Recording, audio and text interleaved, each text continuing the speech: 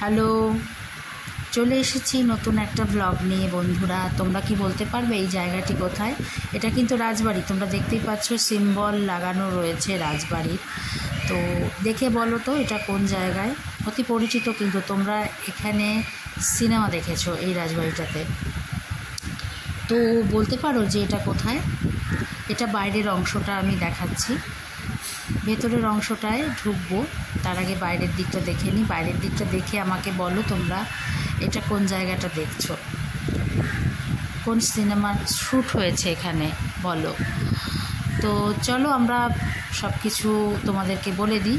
এই দেখো আমরা রাজবাড়ির ভেতরে ঢুকছি এবং এই রাজবাড়িটা হুগলি চত্বরের হেরিটেজ রাজবাড়ি হিসাবে আখ্যা অলরেডি পেয়ে গেছে।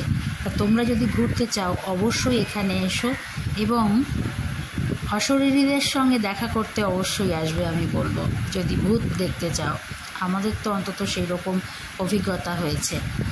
এখানে ভূতের ভবিষ্যতের শুটিং হয়েছে এবং অদ্ভুত সুন্দর অনেক কিছু আমরা দেখলাম। বাড়িটি সত্যি অ্যামেজিং, মানে এত সুন্দর। শুধু বিনসের উপর, মানে পুরো থামের উপর, পিলারের উপর এই রাজবাড়িটি দাঁড়িয়ে আছে।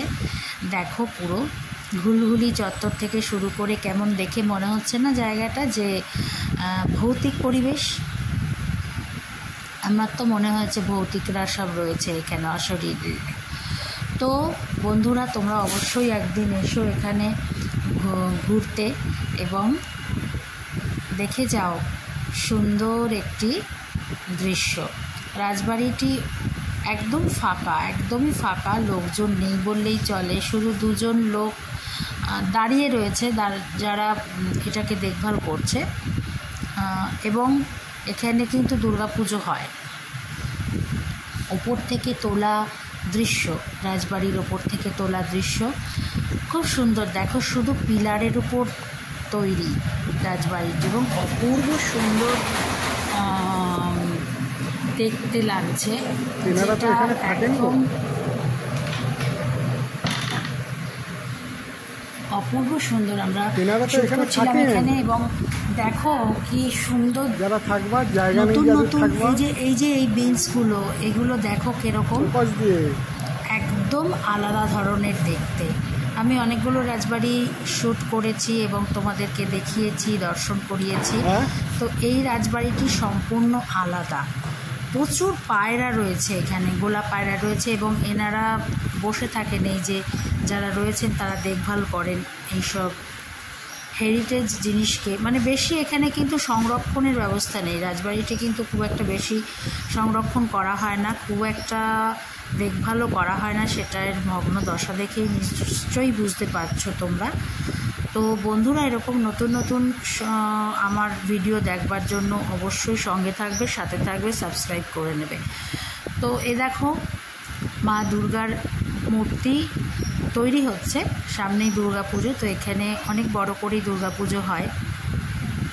প্রাচীন প্রথা অনুযায়ী এখানে দুর্গাপুজো হয়। তো তোমরা ডাইরেক্ট যদি আসো ব্যান্ডেল হাওড়া ট্রেনে, ডাইরেক্ট শ্রীরামপুর থেকে নেমে সেখান থেকে টোটো করে তোমরা এই রাজবাড়িতে চলে আসতে পারো। 5 মিনিটের রাস্তা, 15 টাকা 20 টাকা করে নেবে টোটোতে।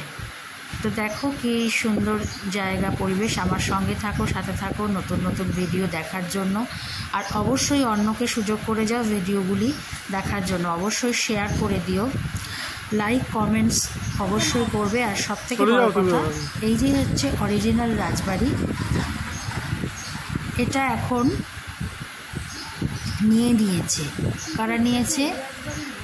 হ্যাঁ, এটাই ভারত সেবাশ্রম। তোমরা যখন দেখেছো সেটা ওইটার ছবিগুলো। তো এখানে খোলা থাকে না রাজবাড়িটি, ভেতর থেকে দেখবার কোনো উপায় নেই। এটা হচ্ছে মেন রাজবাড়ি।